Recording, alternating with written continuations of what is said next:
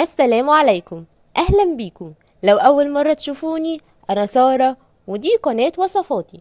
والنهاردة هنحضر مع بعض حلة من الحلويات الباردة السهلة جدا والسريعة وبجد طعمه تحفة، عبارة عن طبقات من البسكويت والكاسترد والجيلي. يلا بينا نبدأ ونشوف حضرناه ازاي.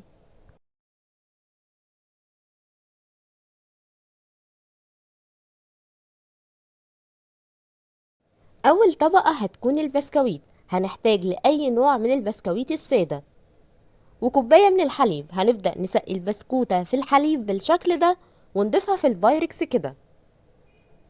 هنبدأ نرص البسكوت كده لحد ما هعمل بالظبط 3 طبقات فوق بعض. تقدروا طبعا تستخدموا أي نوع من الصواني العادية أو صواني تشيز كيك أو أي صواني انتوا تفضلوها. هنبدأ نملى كل الفراغات بالبسكوت بالشكل ده، يعني لو في جوانب أو حروف ممكن نكسر البسكوت ونضيف في الجوانب بالشكل ده. وكده انا عملت 3 طبقات من البسكوت فوق بعض. يلا بينا نجهز الطبقة التانية. الطبقة التانية هتكون الكاسترد. في حلة ضفت لتر من الحليب وعليهم كوباية الا ربع من السكر. تقدروا تزودوا كمية السكر عن كده لو حابين يكون مسكر اكتر. وضفت 6 معالق كبار من الكاسترد، بودرة الكاسترد.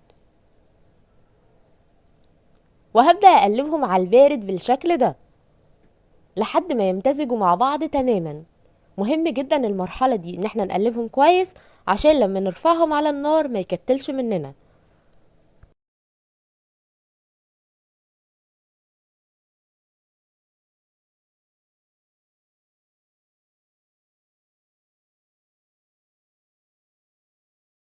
ودلوقتي هنرفعهم على النار وهنستمر في التقليب بالشكل ده لحد ما القوام يبدأ يتقل معانا ويكون سميك بالظبط شبه المهلبية.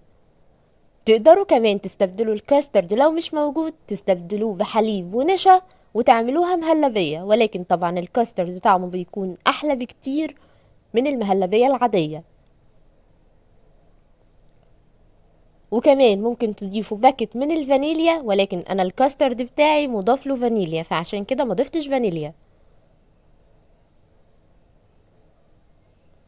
هنستمر في التقليب لحد ما القوام يبقى سميك معانا بالشكل ده.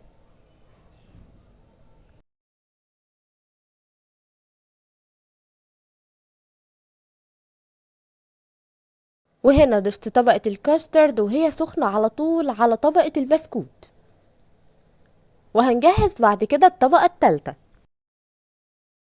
الطبقة التالتة هنحتاج 2 باكت من الجيلي. هبدأ أضيفهم في بولة بالشكل ده وهضيف عليهم كوباية ونص من المية السخنة وهقلبهم كويس قوي.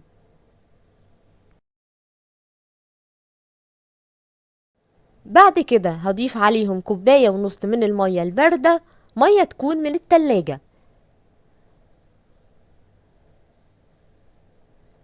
وبكده الطبقة التالتة بقت جاهزة معانا. هنبدأ نضيفها على طبقة البسكوت والكاسترد. هنبدأ ننزل بالجيلي بالراحة كده على الكاسترد بحيث نفضل محافظين على شكل الطبقات كويس.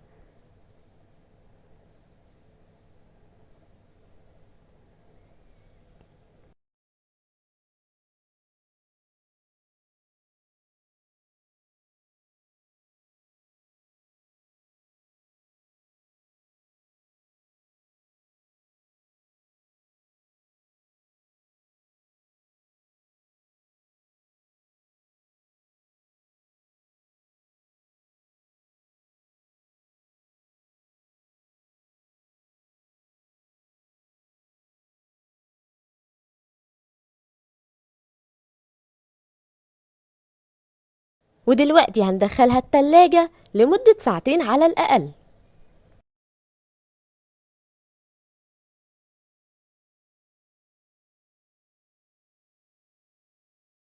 وده كان شكلها بعد ما طلعت من التلاجة.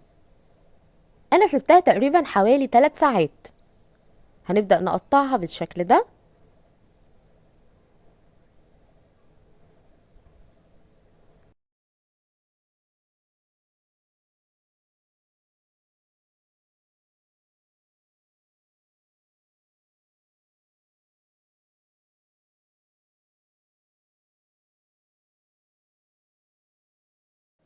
وده بيكون شكل الطبقات في النهاية.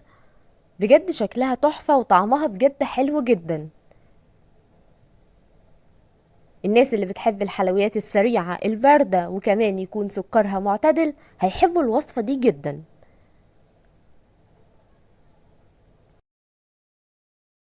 ودي كانت وصفتنا النهاردة. لو عجبكم الفيديو ما تنسوش تعملوا لايك وسبسكرايب للقناة وتفعلوا زر الجرس عشان يوصل لكم إشعار بوصفاتي الجديدة.